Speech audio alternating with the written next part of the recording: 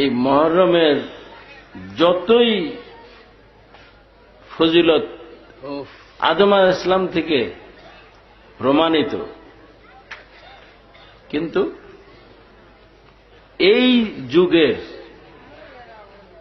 আখেরি নবী সাল্লাল্লাহু আলাইহি ওয়াসাল্লামের উম্মতের জন্য এটা কেন হয়েছে? এটা হয়েছে যে আল্লাহর হাবিব সাল্লাল্লাহু আলাইহি ওয়াসাল্লামের কোরবানি আল্লাহ তাআলা কবুল করেছেন। এই কোরবানি হযরত মা ফাতেমা রাদিয়াল্লাহু আনহার। এই কোরবানি উম্মতকে তরাবার জন্য হযরত ফাতেমা রাদিয়াল্লাহু আনহা কোরবানি দিয়েছেন। কবে কোরবানিটা দিলেন? কবে? আল্লাহ হাবিব সাল্লাল্লাহু আলাইহি ওয়াসাল্লামকে খুঁজে পাওয়া যাচ্ছে না মদিনা মুনাওয়ারায়। এখন ইহুদিরা তো এমনি বজ্জাত, বড় খারাপ, মুসলমানের বড় শত্রু। এখন ইহুদিদের কাছে প্রকাশও করা যায় না বা আমভাবে বলাও যাচ্ছে না আল্লাহ হাবিব সাল্লাল্লাহু আলাইহি ওয়াসাল্লামকে খুঁজে পাওয়া যায় না। এই কথাটা বললে ইহুদিরা আর বেশি নাচবে, এদিক দিয়ে অন্তর জ্বলে যায়। সাহাবা কেরামের অন্তরে তো আর মুখে দানা পানি নাই, শুধু তা না, অন্তরে শান্তি নাই। এক জায়গায় চারদিকে খুঁজতেছে, গোপনে খুঁজতেছে। পশ্চিম দিকে একটা এলাকায় যখন সাহাবা কেরাম গেলেন, তো জিজ্ঞেস করতেছে যে আমরা একজন লোক খুঁজে পাই না, নাম বলতেছে না। ইহুদিরা তো নাম না বলে বোধ আমরা আমাদের একজন আপনজন খুঁজে পাই না। তাহলে বলে যে আমরা তা তো দেখি নাই, এমন কোন লোক দেখি না, তবে এই পাহাড় থেকে কান্নার আওয়াজ আসতেছে। আজ 3 দিন থেকে কান্নার আওয়াজ পাওয়া যায়, এবং এই কান্নার আওয়াজ যেদিন থেকে শুরু হয়েছে সেদিন থেকে আমাদের দুম্বা, বকরি, উট, গরু, এ ভেড়া, এইগুলা কেউ খাওয়া বন্ধ করে দিচ্ছে। সবাই খাওয়া বন্ধ করে দিচ্ছে, পানিও পান করে না, আর কোনো ঘাস খোরাক কিছুই খায় না। এই একটা জিনিসই দেখতেছি আমরা 3 দিন থেকে। তো সাহাবাকে বলেন যে কোন পাহাড় থেকে আওয়াজটা আসতেছে? কান্নার আওয়াজ। তখন এই দিক থেকে আসতেছে, মানে একটা স্বাভাবিক আওয়াজ মনে হয় যে 4 দিক থেকে আসতেছে, এরকম একটা ভাব হয়। তো তবুও একদিক দেখাই দিলে ওনারা গেলেন, যেতে যেতে আওয়াজ যতই যে কাছে যেতেছেন ততই আওয়াজ বেশি পাচ্ছেন। শেষে ঠিক এই যে গুহাটা, এই গুহার মধ্যে ওনারা কাছে যেতে যেতে গুহার মধ্যে প্রবেশ করে দেখেন আল্লাহ হাবিব সাল্লাল্লাহু আলাইহি ওয়াসাল্লাম সিজদায় পড়ে আছেন। আর শুধু কথা একটা, ইয়া হাবলি উম্মতি, ইয়া রব্বি হাবলি উম্মতি, আল্লাহ আমার উম্মতকে বাঁচাও। বারবার ডাকতেছেন, চেষ্টা করতেছেন, কান্নায় অস্থির হয়ে যেতেছেন যে ওগো আল্লাহ হাবিব, আপনার সঙ্গী সাথীরা সব, কারো জান থাকবে না সাথে, সব না খেয়ে চিন্তায় ভাবনায় অস্থির হয়ে গেছে। আপনি মেহেরবানি করে সিজদা থেকে মাথা উঠান। শুনতেছেন না? তখন সিদ্দিক আকবর রাদিয়াল্লাহু আনহু, হযরত ওমর ফারুক রাদিয়াল্লাহু আনহু ওনারা বলেন যে এই অবস্থানে আমাদের কথায় কোনো কাজ হবে না, একমাত্র হযরত মা ফাতেমা রাদিয়াল্লাহু আনহাকে যদি আনা যায়, উনি যদি কোন রকমে পারেন সান্ত্বনা দিতে, বুঝাইতে, এটা সম্ভব হতে পারে, তা আশা করা যায়। ফাতেমা রাদিয়াল্লাহু আনহা নিয়ে আসলেন, তিনি বুঝাইলেন। সেই পাথরটাতে যেটা আল্লাহ হাবিব সাল্লাল্লাহু আলাইহি ওয়াসাল্লাম সিজদায় ছিলেন সেটাতে নামাজ পড়েছি আমরা। তারপরে পাশের একটা পাথর আছে, ঠিক নামাজের জায়গা যতটুকু অতটুকুই 2টা পাথর ছিল। ফাতেমা রাদিয়াল্লাহু আনহা ওখানে নামাজ পড়ে সেজদায় যে উনিও অনেকক্ষণ কান্নাকাটা করে উনি কিন্তু আল্লাহ তাআলাকে তখনই বলতেছেন যে তোমার বন্ধুর কান্দন, তোমার হাবিব সাল্লাল্লাহু আলাইহি ওয়াসাল্লামের কান্দন তো সহ্য করতে পারি না, কি চায় তুমি দাও না কেন? তুমি কি পারো না দিতে? তোমার কোনো কিছুর অভাব আছে?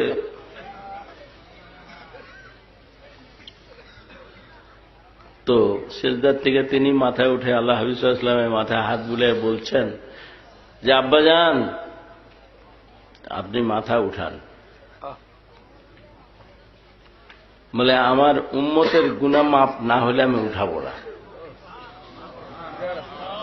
আমার উম্মতের গুনাহ মাফ হওয়ার প্রতিশ্রুতি আমি সেই বাণী জানতে চাই, শুনতে চাই। আবার মা ফাতেমা রাদিয়াল্লাহু আনহা আবার সিজদায় পড়ে গেলেন। তখন আল্লাহ তাআলাকে তিনি ফরিয়াদ করলেন যে আমার হাসান হুসেন আমি ওয়াকফ করে দিলাম, কোরবান করে দিলাম, আল্লাহ আপনি কবুল করেন। তবুও আপনার বন্ধুকে কাঁদায়েন না, আমার কলিজার টুকরা আমি কোরবান করে দিলাম। আমি এই কান্দন সহ্য করতে পারি না, আমার সন্তান গেলে আমার কষ্ট এত হবে না। আপনার বন্ধুর কান্দন অনেক কষ্ট, আমি সইতে পারতেছি না।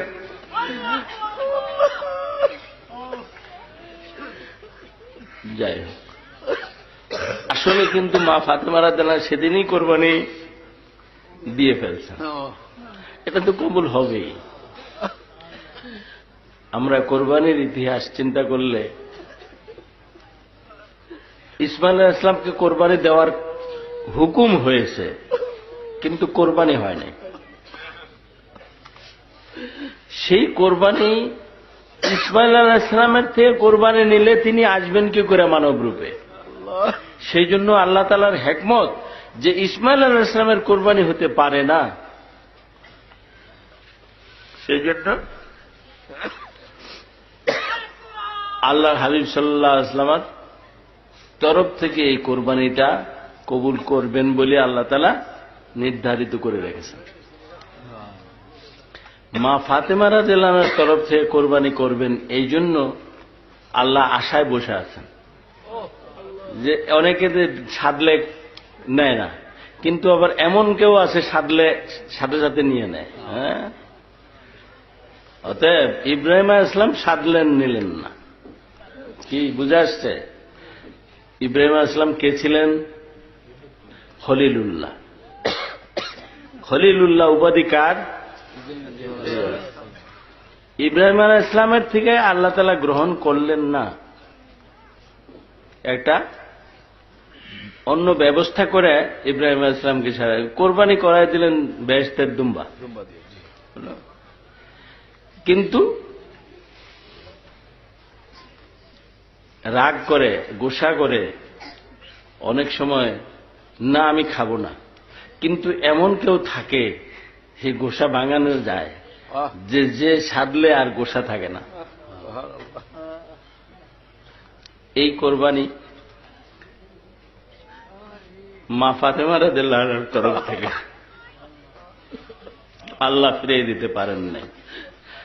আল্লাহ রক্ষা না করলে আল্লাহ নিজেই কষ্ট পাবেন। তাই এই কোরবানি ফাতেমা রাদিয়াল্লাহু আনহার তরফ থেকে কবুল করলেন। উম্মতের জন্য এই কোরবানি। আল্লাহ হাবিব সাল্লাল্লাহু আলাইহি ওয়াসাল্লাম দুটা কোরবানি দিতেন, একটা নিজের তরফ থেকে একটা দুম্বা জবা করতেন, আর একটা উম্মতের তরফ থেকে দুম্বা জবা করতেন।